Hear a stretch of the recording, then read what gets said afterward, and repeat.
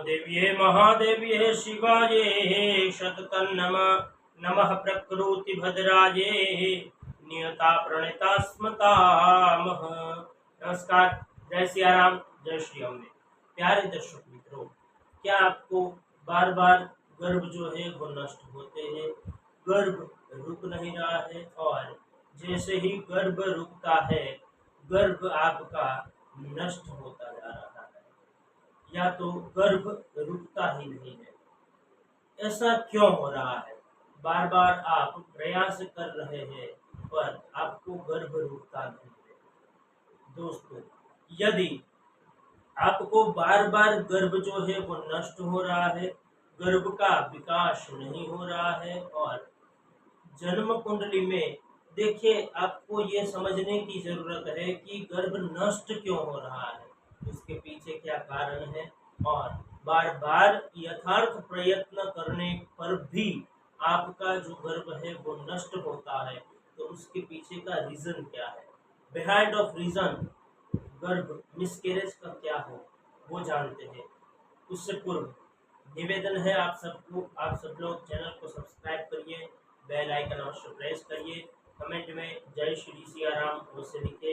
प्यारे दर्शक मित्रों, ये एस्ट्रोलॉजी के सारे जो वीडियो है हम आपके लिए बनाते हैं और इसे बनाने में काफ़ी मेहनत लगती है, तो आप सबका भी फर्ज बनता है इस वीडियो को ज़्यादा से ज़्यादा शेयर करिए, कमेंट में जय सिया राम अवश्य लिखे और हमें सपोर्ट करिए। प्यारे दर्शक मित्रों, जब भी जन्म कुंडली में ऐसी स्थिति दिखाई देती है या तो आपको ऐसे संकेत दिखाई देते हैं, तब आपकी गर्भ जो है वो नष्ट होता है। सबसे पहले, यदि पंचम भाव के अंदर जब भी राहु विराजमान होते हैं, तो शास्त्र ये कहता है कि ऐसा राहु अवश्य दो गर्भपात अवश्य करवाते हैं, दो गर्भ अवश्य वो मिस करवाते हैं, गर्भ नष्ट हो जाते हैं। जब भी राहु कुंडली में पंचम भाव में बैठते हैं तो राहु दो गर्भ नष्ट अवश्य कर देते हैं।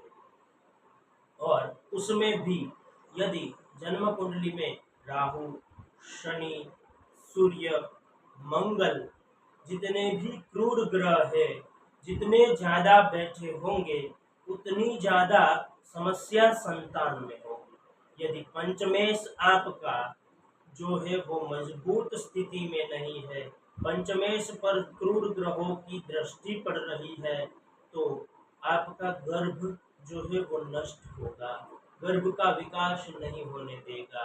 आप बार बार प्रयत्न कर रहे हैं पर फिर भी आपका जो गर्भ है वो रुक नहीं रहेगा।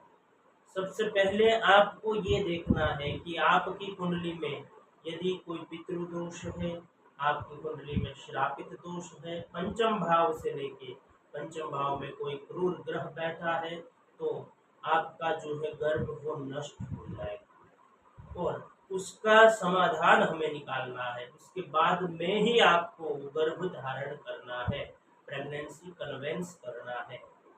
देखिए, आप किसी भी एस्ट्रोलॉजर के पास पहले आपकी यदि एक बार भी आपका गर्भ नष्ट हुआ है तो किसी भी एस्ट्रोलॉजर से आपकी कुंडली दिखवाइए और कुंडली में उसका उपाय करिए, गर्भ जो नष्ट हुआ है उसका उपाय करिए, उसके बाद में ही कंसीव करिए, तो ही आपको उसका बेटर रिजल्ट मिल सकता है। नहीं तो बार बार ऐसी समस्या आपको झेलनी पड़ सकती है। प्यारे दर्शक मित्रों, जब भी ऐसे गर्भ नष्ट होते हैं तो क्रूर ग्रहों के प्रभाव के कारण या तो पितृदोष के कारण नष्ट होते हैं, तो आपको पहले किसी भी एस्ट्रोलॉजर के पास अपनी कुंडली का एनालिसिस करवाना है। उसके बाद में बार बार यदि गर्भ नष्ट हो रहे हैं तो आपको उपाय में क्या करना है? आपको भगवान शिव की उपासना करनी है। आप आपके घर में पहले वास्तु देखिए कि वास्तु में आपका वास्तु सब सही है, वास्तु में तो कहीं समस्या नहीं है। आपके इष्ट पूर्व दिशा के अंदर या तो आपके वास्तु में कहीं न कहीं पे जल तत्व और अग्नि तत्व का सामंजस्य कैसा बैठ रहा है, ये देखना है। यदि जन्म कुंडली में मंगल शनि का प्रभाव पंचम स्थान में होता है तो अवश्य ऐसे व्यक्तियों की जो प्रेगनेंसी है वो सीजरियन होता है, यानी कि नॉर्मल डिलीवरी काफ़ी हद पे संभव नहीं होती है। तो देखिए, यदि कुंडली में ऐसे ग्रह मौजूद है तो आपको उसका सॉल्यूशन करना चाहिए, निवारण करना चाहिए। हमारे शास्त्र में हर चीजों का कुछ न कुछ मेल मिलाप है, समझे। तो आप कुंडली अवश्य अपनी चेक करवाइए, और आपका घर का वास्तु चेक करें कि नहीं, वास्तु के हिसाब से सब चीज बरोबर है कि नहीं है, ये पहले चेक करना चाहिए। उसके बाद में आपको प्रत्येक प्रदोष के दिन, यानी कि मासिक शिवरात्रि में भगवान शिव के दर्शन करने हैं। मासिक शिवरात्रि में भोले बाबा की पूजा करनी है। भोले बाबा को बेलपत्र, धतूरा का पुष्प और दूध, दही, मध, घी से भगवान शिव का अभिषेक करना है।